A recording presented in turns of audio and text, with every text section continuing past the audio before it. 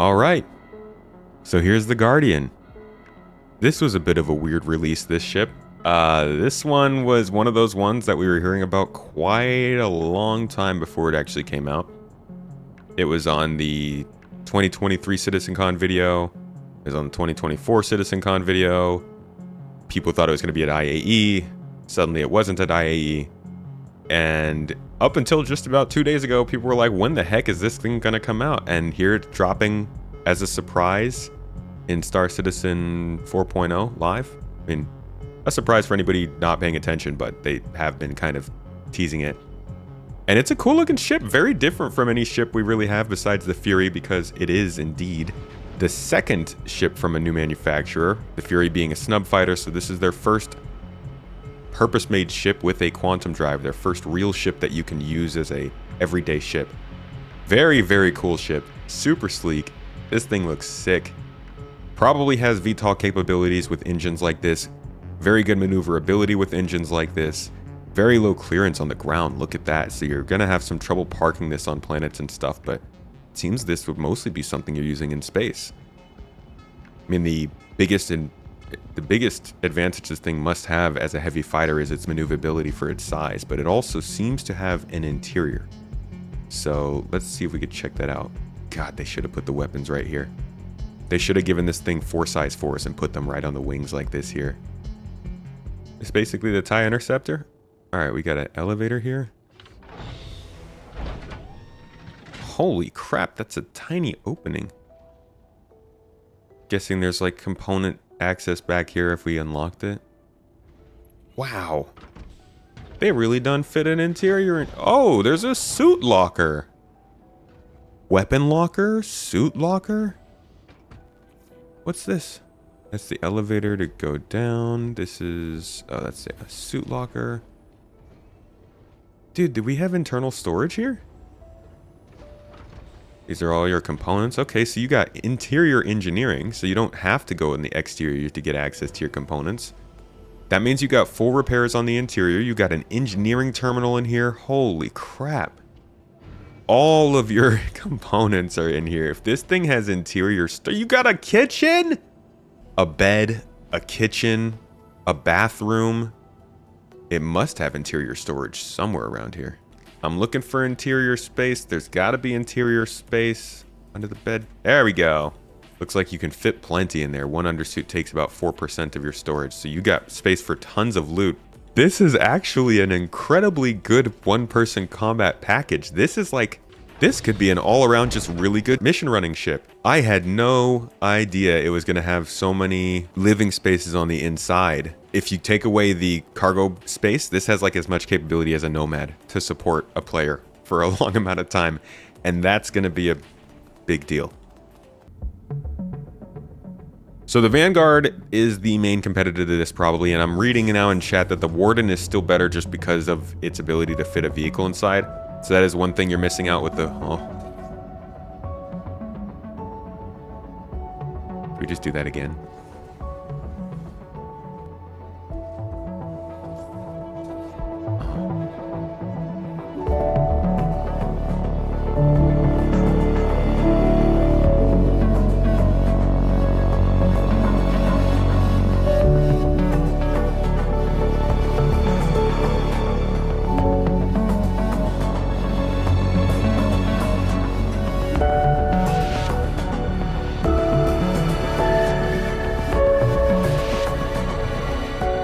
It's still fairly good. I mean, you can see people in your extremes down below and above.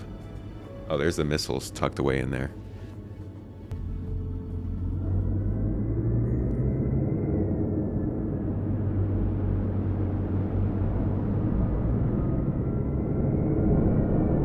Where am I? I just completely lost myself for a second.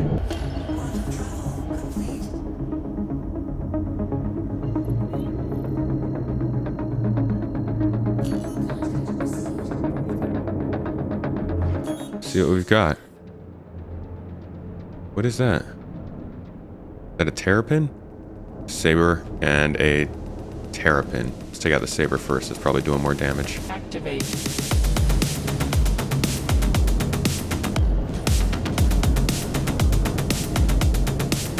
It moves like a heavy fighter. It's hulky. I am not used to flying a heavy fighter.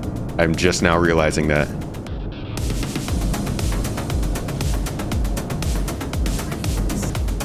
Here's the real test, the turtle. Oh no, that's a Reliant. There's 3 ships.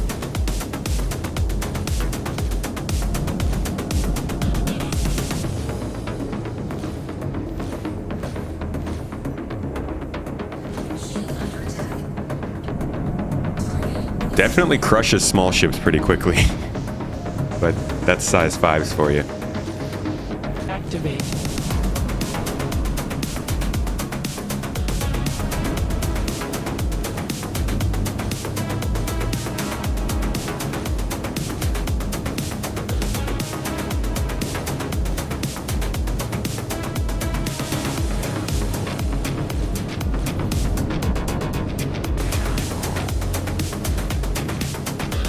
Freaking turtle, come on, pop!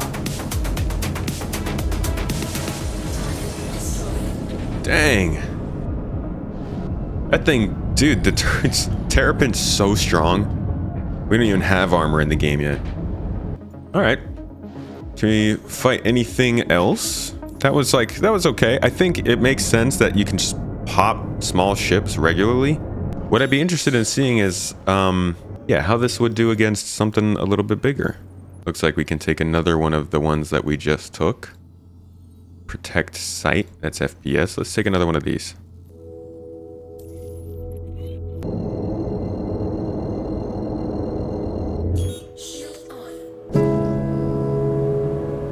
Oh crap. I'm not tracking the mission. Oh, well, I'm here. We still having problems with this, really? Not all missions are working in 4.0, but considering we just ran one of these, I would have thought it would still work. Any reason to not get the EMP version? If you don't plan on using E-War in your fighting techniques. I don't know, does the E-War, does that variant, does the Chi have as big of weapons? They'll find ways to differentiate it. I wouldn't pick either of the ships based on their specific stats right now. I'd pick the ships based on if you want one that's more of a brawler or one that's more of an E-War fighter. They'll balance them later to fit those roles.